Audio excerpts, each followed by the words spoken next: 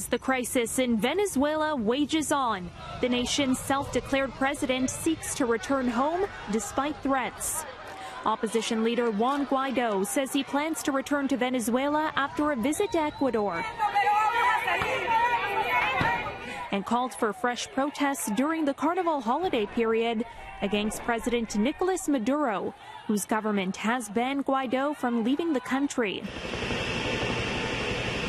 But in direct defiance to Maduro, Guaido slipped out of Venezuela last week to drum up support from his Latin American allies as he pushes for a change of government in his country. Anuncio mi regreso a casa. Guaido has promised to return by Monday or Tuesday, but did not say how he would get back. His return opens the possibility that Venezuelan authorities will try to arrest him.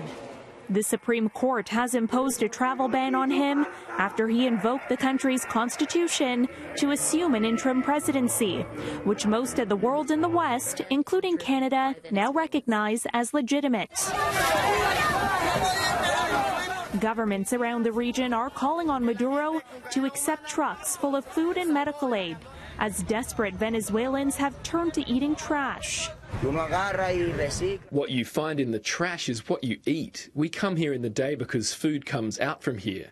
There are things that can be recycled, and that's what there is to eat because of the disgrace of the situation with Maduro. Maduro argues the U.S.-backed humanitarian effort is a veiled invasion to push him from power, and has insisted that there is no crisis in his country.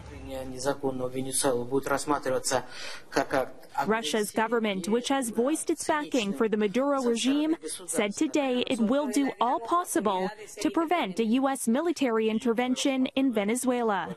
Along with China, the Russians blocked a U.S. bid last week to get the United Nations Security Council to take action on Venezuela. The U.S. has expressed concern over Guaido's ability to return to the country safely.